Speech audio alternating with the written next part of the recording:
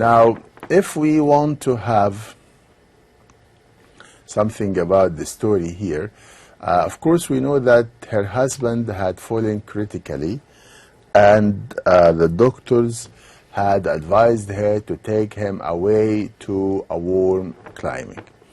Having no money, because at that time they were not rich, she did not have money. Having no money and desperately anxious to save her husband's life by taking him to Italy, she had raised this loan. Her husband had fully recovered. Since then, Noura has regularly been paying monthly installments to Krogstad against the principal amount and the interest occurring thereupon. However, she has never told her husband about the loan. So she never told her husband about the loan, about the purpose for which the loan was taken, about the terms of the loan, and about the monthly payments she has been making. Nor has she ever had any notion that in forging her father's signature, she had committed a serious criminal act. Now, after 8 years, Krogstad needs Noura's help to save his job in a bank of which Noura's husband has been appointed manager. As Noura finds it impossible to help Krogstad, he reveals Noura's secret transaction with him and the fact of the forgery to her husband through a letter. Now, Helmer becomes furious with his wife for having been guilty of the crime of forgery. So when Helmer knows about the forgery, he accused her of being a criminal, and he was so furious, he was so angry, and as I said that he accused her of being a criminal, forgetting that Noura borrowed that money to save his life. So he was not grateful to her. He did not have any gratitude to her, but he was against.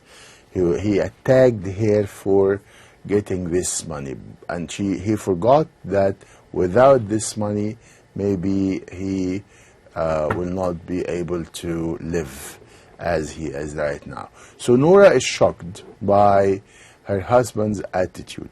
Why? Because she expected him to be grateful and thankful to her, and he was not he was not doing this. On the contrary, he accused her of being a criminal. So he was capable of making any conceivable sacrifice for her sake, but she finds that he is a self-centered man. She also finds that he is incapable of living up to the moral principles, which he has always been professing, and loudly and emphatically her life for him drops dead, and she leaves him and also her children. Now, a variety of themes. We see that A Doll's House has many themes, or deals with a variety of themes. The most important theme, of course, is the liberation of the individual from the shackles and restraints of custom and convention. More emphatically, the theme is the assertion of her rights by a wife. Noura, who has remained passive and self-effacing for 8 years, ultimately asserts herself and becomes an individual in her own right. A variety of themes in the play. Taking this aspect of the play, we can confidently affirm that A Doll's House is a feminist play, even though Ibsen denied this fact. Then there is the theme of filial duty, which is embodied in the person of Mrs. Lindy, who sacrificed her personal happiness for the sake of her old and sick mother, and also for the sake of her two younger brothers. Now, the story the story of a woman's liberation from conventional restraints. A Doll's House, written by a Norwegian dramatist, is a play in 3 acts, as you know, and it was written in 1879, a time when women were completely subservient to their husbands. No matter how much a husband might love his wife, she was regarded by him in those days as his property. In other words, a husband looked upon his wife as his possession. So during that time, husbands considered their wives as a possession, the same as they had a car, or the same as they had furniture, or the same as they had a house. So they considered their wives as if they were their possession, their property. Customs and convention demanded that they should be guided completely by her husband, and should in all respects adjust herself to his ideas, views, opinions, and tastes. Okay.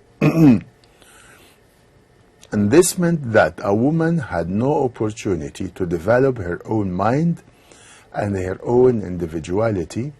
A Doll's House tells the story of a woman called Nora, who, after having lived as a conventional kind of wife to her husband for 9 years or so, ultimately decided to liberate herself from the restraints under which she had been living contentedly and without complaint.